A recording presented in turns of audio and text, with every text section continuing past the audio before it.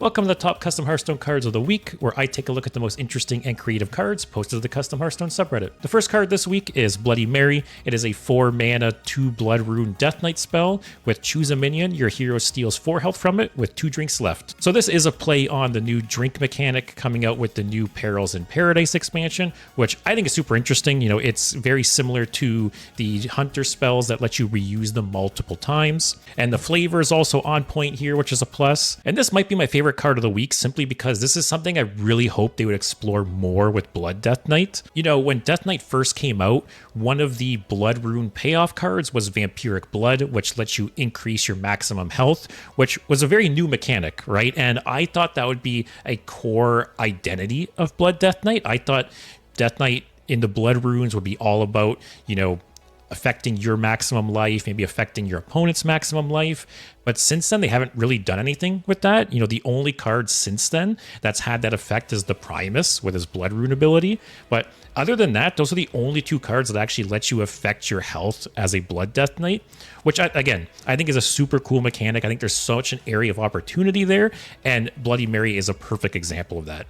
So this is a mechanic I hope we see more of in the game. The flavor is on point. The balance seems fine. So yeah, A+ card all around. I think this is my favorite card of the week easily.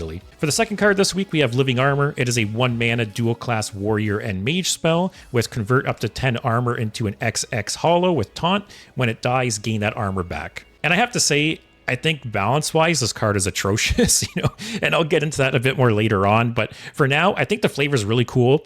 I'm not really sure it makes sense as a dual class card, personally. You know, Mage has a little bit of armor gain, but I wouldn't really consider that a core theme or aspect of Mage. Meanwhile, it's very much part of Warrior's identity. So I see this much more as just a Warrior card versus a dual class card. But in terms of balance, this card is insanely strong. You know, as a Warrior, you could play Safety Goggles on turn 1 and then play this to have a 1 mana 6/6 essentially. So I think there's multiple ways this card could be balanced. I think the first step is increasing the mana cost. I think 1 is just too cheap.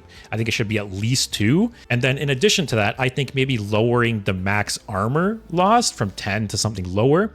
Or I think when the suit of armor dies, maybe you only get half the armor back.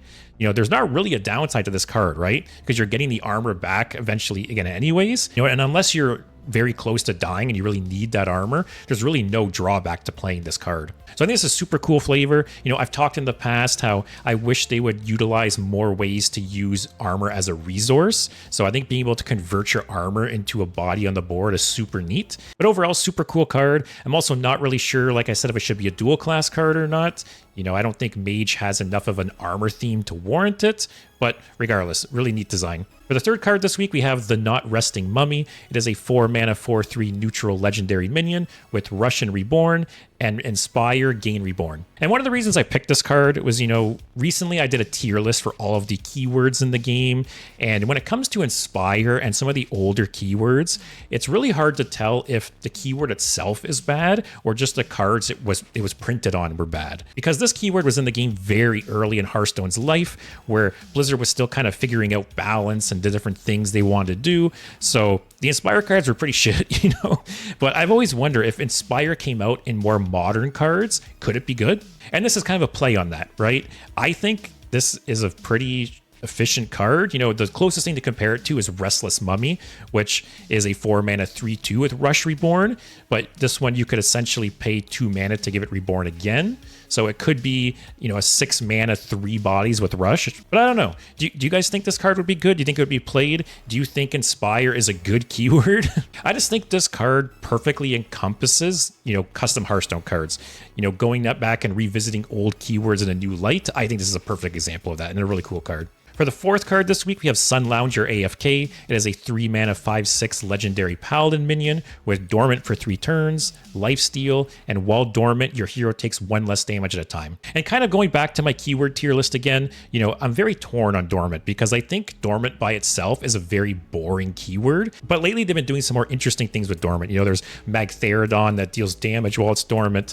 There's Archdruid Neralex, which gives you dream cards while it's dormant. And this is another example of that. I think Dormant is a much more interesting mechanic when it's more than just waiting for it to wake up. So this is a really cool anti-aggro card. You know, against 1 and 2 attack minions, it's very, very strong.